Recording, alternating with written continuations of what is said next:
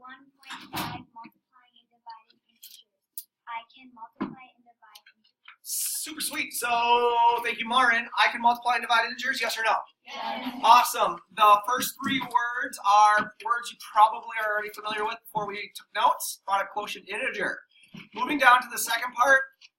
Again, I don't think this is brand new stuff. Multiplication is simply what? Division. So the example here would be 2 times 3. Could be 2 plus 2 plus 2, or 3 plus 3 is repeated addition.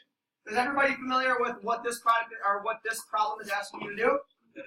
You're multiplying 3 by negative 4, and the reason we know what multiplication is because you have two numbers separated by parentheses with no operational sign between them. Yes or no? Yes. Okay, we're good with that. And then number 3, division is just breaking something big into smaller parts. Yes? Yes. And everyone knows that if you have a problem like 10 divided by 2, you simply take the first number and put it inside the house, right? Everybody, house? Everybody say house? House. And then the really, really big part from here is a fraction really is a fraction is a division problem, and a division problem is a fraction. Always, always, always has been, always will be. And then down here was where we did our rules. I think they're actually pretty similar to the addition and subtraction rules when you have two signs together. In this situation, though, we are never going to have two signs together because it's going to be separated by a number or a variable.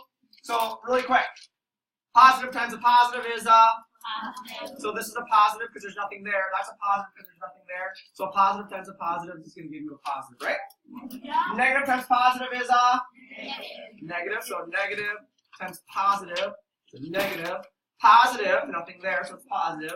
Times a negative is Negative. and a negative times a negative is Positive. and we know it's positive because there's nothing there.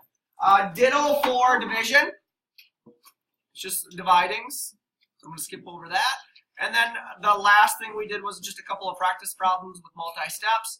If you will recall, what was the big mistake you made? Somebody raise your hand and tell me what was the big mistake you made on number 14. What was the first thing you should do that a lot of you didn't do, Brian?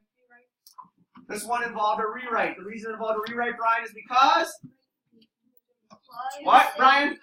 Brian? There's two signs together. So we should have rewritten this problem here, whereas a lot of you just started with multiplication. So before you even look at order of operations, you need to look at the problem and assess what needs to be done before solving. And then number 15 was kind of a fun one because we were using variables. And we just went as far as we could go. Questions?